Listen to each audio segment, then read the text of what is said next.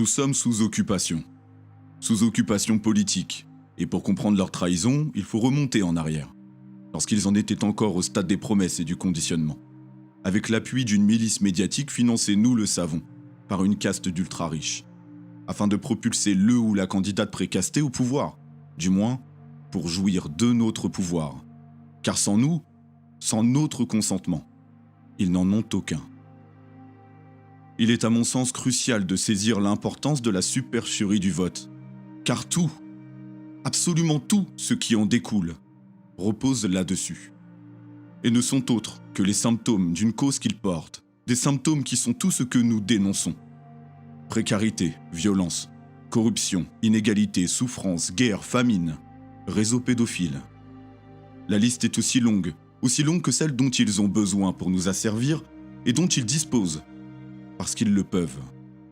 Le seul pouvoir du peuple réside en sa capacité à s'en détacher tous les 5 ans, pour s'étonner pendant 5 ans qu'il n'en a plus. Car ce n'est plus le sien dès lors qu'il fait l'objet d'une représentation, et c'est là que se trouve la supercherie du vote, auquel encore beaucoup participent, malgré tout. Le vote programme notre impuissance politique. Il est une camisole, à une exception près, le vote blanc, mais j'y reviendrai.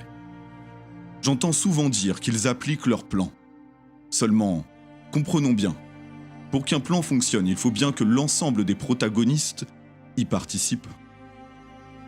Voyez cela comme pour la production d'un film. S'il n'y a pas d'acteurs ni de figurants, il n'y a pas d'image, il n'y a pas de son. Et nous leur offrons malgré tout ce dont ils ont besoin pour exister. Soit des images qui seront détournées, déformées, manipulées. Des histoires à raconter, des causes à défendre, des problèmes à créer, des solutions à apporter. Offrant aux réalisateurs et aux producteurs de cette fiction, dont nous sommes les figurants et les seconds rôles, la légitimité au scénario d'exister. Leurs mensonges ne sont plus approuvés et pourtant, à chaque élection, le peuple continue à voter pour des maîtres en espérant qu'ils tiennent leurs promesses, car tout repose sur des mots. Ils en sont à joindre les mains pour les prier de les sauver, les propulsant au rang de divinité.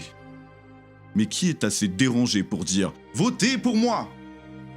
D'ailleurs, ils ne vous demandent pas de croire en leur programme, ni en leur capacité de tenir leurs promesses, ni même de leur bonne foi, mais de croire en eux, et ce, aveuglément. Qui est encore assez fou aujourd'hui au sens de la folie, pour continuer de voter pour ces gens-là, dont les actes ne relèvent pas de leur négligence, mais de leur trahison. Et ils l'amènent en pleine conscience. Voter pour l'un d'entre eux, c'est condamner l'ensemble des Français. Et d'ailleurs, si l'un d'entre eux est honnête, il vous dira de voter blanc ou de vous abstenir. Non de voter pour lui, car il reconnaîtra son incapacité à tenir des promesses, puisqu'il se sait sous la chape d'une élite silencieuse. Voter blanc, c'est les prendre à leur propre jeu. Et d'un point de vue éthique, c'est dire que nous ne consentons pas à leur laisser notre pouvoir, que nous décidons de conserver notre démos kratos, ainsi que notre souveraineté et surtout, qu'ils ne sont plus légitimes à nous représenter, puisqu'ils ne l'ont jamais été. Ils ne représentent personne d'autre que ceux qui les financent, en partie aux frais du contribuable, de vous et moi. Sans oublier qu'une partie est financée par les banques, celles-là même qui nous dépouillent de notre propre argent. Quant à l'autre, il s'agit d'investisseurs privés, de personnes que nous ne connaissons pas. Il pourrait s'agir d'un pédophile multirécidiviste que nous n'en saurions rien. Et je prends cet exemple au hasard, vous imaginez bien. Nous savons pourtant, pour l'avoir tant répété, que cette élite ne produit absolument rien, raison pour laquelle elle a besoin de nous. Finançant leur richesse, leur pouvoir et leur contrôle par notre asservissement, nous réduisant à une vulgaire marchandise dont ils disposent et déterminent la valeur et le prix, de ce qu'ils peuvent dire, penser et agir, du bétail qu'ils exploitent de la naissance jusqu'à la mort, où les week-ends, les vacances et les jours fériés ne sont rien d'autre que des permissions, dans un univers carcéral, cloisonné par l'argent, cette valeur fictive imposée pour vivre, celle-là même qui régit la notion de valeur que l'on donne à quelqu'un. Disons-le, les plus grands assistés de ce monde ne sont pas les pauvres gens qui n'ont rien et qui sont tenus en laisse, non par des aides, mais par des prestations sociales, soit par des dettes devenant redevables d'être aidés. Les premiers assistés ne sont pas ces gens-là, non. Ce sont eux, ceux qui se servent parce qu'ils le peuvent, qui décident sans notre accord de leur salaire, avantages et privilèges. Car à leurs yeux, nous ne sommes pas des êtres humains, mais des personnes au sens juridique du terme. Nous sommes seulement le moyen d'eux. Les producteurs du mal, ce sont donc eux, ne pouvant s'en passer, sans quoi nous serions heureux. Et ce n'est pas ce qu'ils veulent, surtout pas, non. Car l'espoir ne naît pas du bonheur, et celui-ci doit être exception pour qu'il puisse tenir le peuple de cette façon. Car un peuple sans espoir n'a plus rien à perdre et se rassemble dans la douleur. Nous nous demandons d'ailleurs pourquoi le peuple ne se soulève pas. Car qui n'est pas au fait des guerres, de la famine, de la pauvreté, des mensonges, de la corruption et de la répression? Donc, que leur faudrait-il de plus pour se soulever?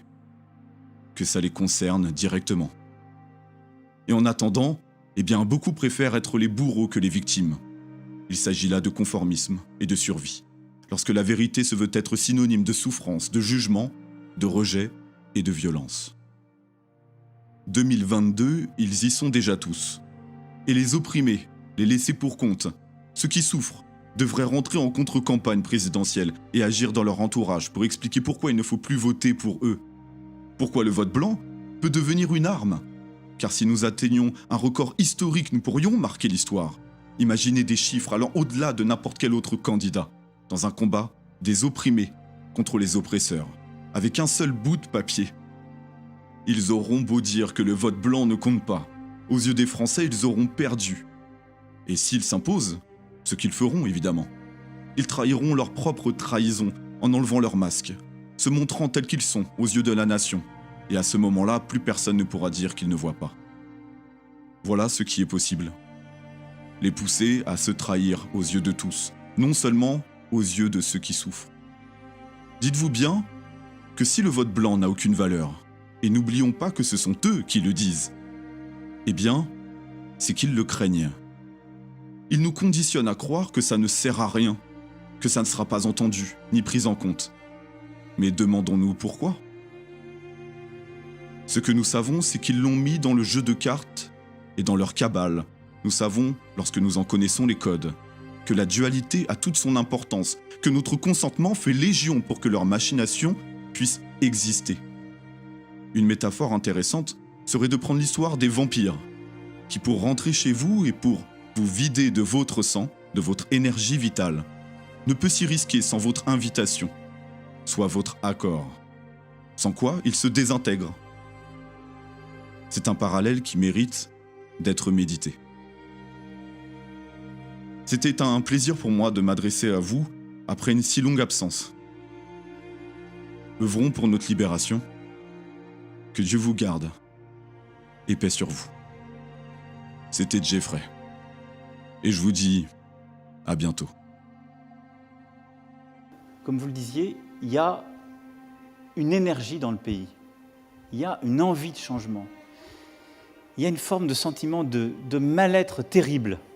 Et j'ai décidé qu'on allait créer un mouvement politique. Un mouvement politique nouveau.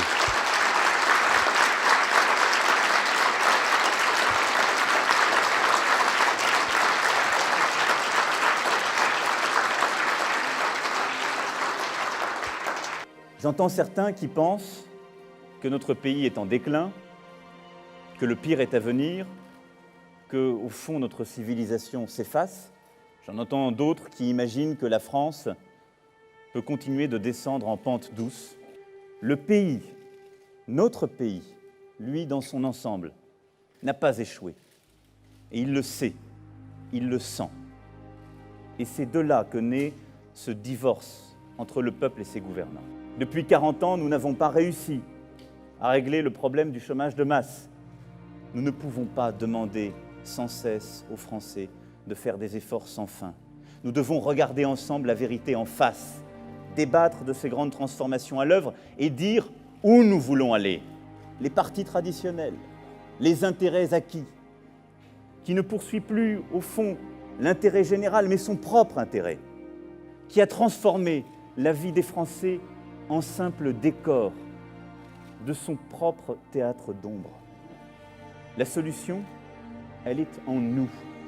Elle ne dépend pas d'une liste de propositions qui seront oubliées le jour d'après, qui changeront même parfois durant le temps de l'élection. et qui sont au fond là pour ne pas être appliquées. Je ne peux me résoudre à voir une France qui a peur, qui ne regarde que ses souvenirs, une France outrancière qui insulte et qui exclut, une France fatiguée, qui stagne et qui gère. Je veux une France libre. Et nous devons pour cela protéger contre les risques de la vie, contre l'insécurité, garantir ces protections, la santé, la retraite pour les plus âgés. Parce qu'on ne construit rien de solide en laissant des millions de Français au bord du chemin. C'est un combat pour nous tous, pour l'intérêt général, pour nos enfants. C'est pourquoi je suis candidat à la présidence de la République. Parce que je crois, plus que tout, que nous pouvons réussir, que la France peut réussir. Moi, je le porterai dans la durée. Je le porterai jusqu'au bout. Mais maintenant, votre responsabilité, c'est d'aller partout en France pour le porter et pour gagner. Ce que je veux, c'est que vous, partout, vous alliez le faire gagner parce que c'est notre projet. Vive la République, vive la France.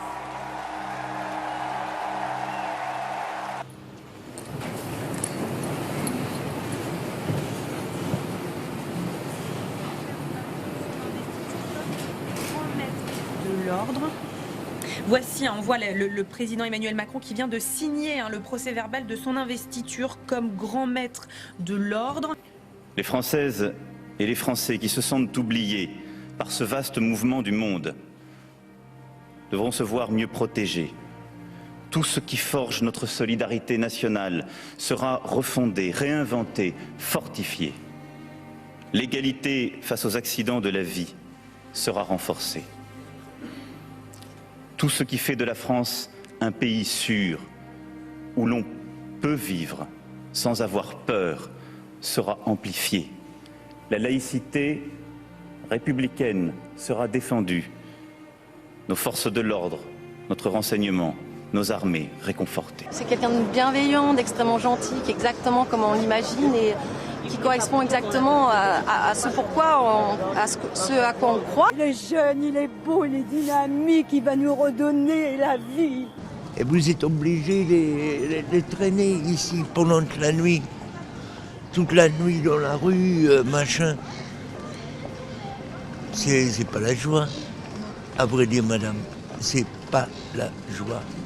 Et une gare, c'est un lieu où on croise les gens qui réussissent et les gens qui ne sont rien.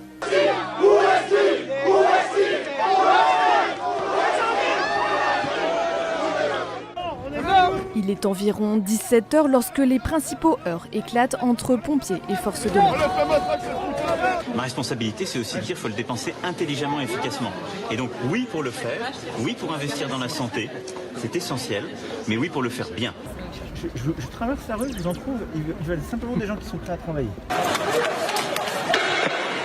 Lâche maintenant. Ce que je voudrais, Monsieur le Président, oui. Comme je suis handicapé, maintenant retraité, oui. On m'a coupé mon âge. Alors c'est normal si vous êtes retraité.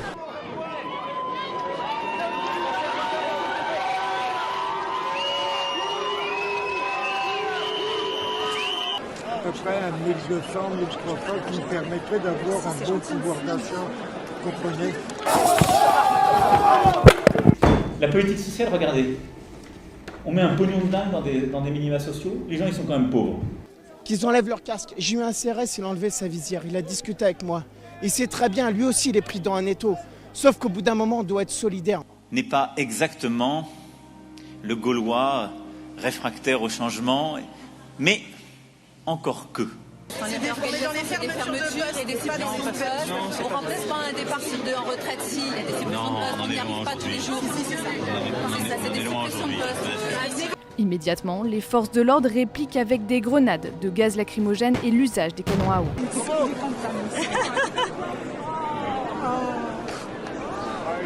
Merci pour lui, monsieur Macron. Il y a moins d'activités dans les hôpitaux alors qu'on augmente les budgets. Il n'y a pas moins d'activités, il y a des patients qu'on ne peut pas. Non mais c'est les chiffres que vous donne la ministre. S'ils veulent un responsable, il est devant vous. Qu'ils viennent le chercher. Et ce responsable, il répond au peuple français